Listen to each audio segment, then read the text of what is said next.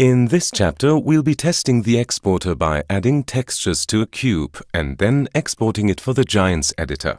Using the link below the video player, you can download an archive of all the important files you'll need for this tutorial. Included in the zip are a max file and 2 image files. Once downloaded, we then copy the archive to the desktop and unzip it there.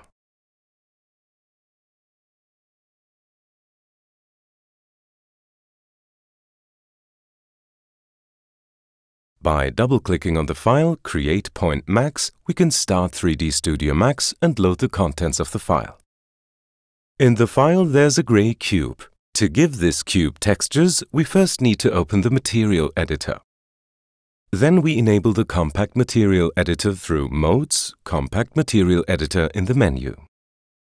In the Compact Material browser, we first select the material and then rename it Crate_Matte. Now we assign the material to a texture file by first opening the Maps option. Here we click on the Map column on the button marked None next to the Diffuse Color field.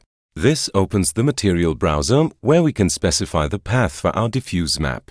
First we select the Bitmap option by double-clicking, and then select the Crate_Diffuse PNG file from the pop-up window.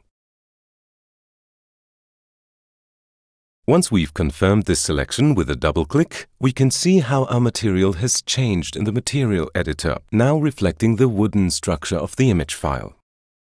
Next, we will assign our material a normal map. For this, we click on the button, go to Parent, and select an image file for the bump field, following the same steps as before.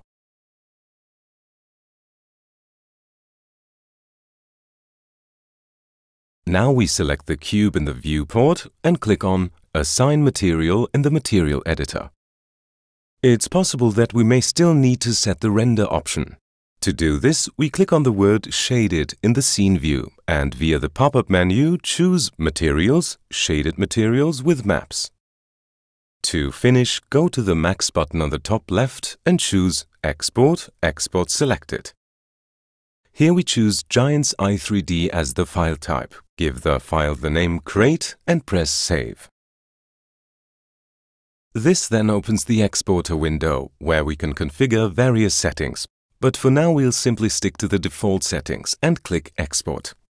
Then we close 3ds Max and can see that our Max Export test folder now has the Crate i3D inside, which we can open straight into the Giants editor with a double click.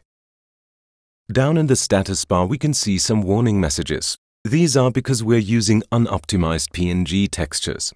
In a subsequent chapter, we will learn how to avoid these warnings by creating optimized texture files. For the moment though, PNGs are perfectly fine for testing our box. As it's a bit dark, we'll select Create Light from the menu. Now we can get a good look at our fully textured box.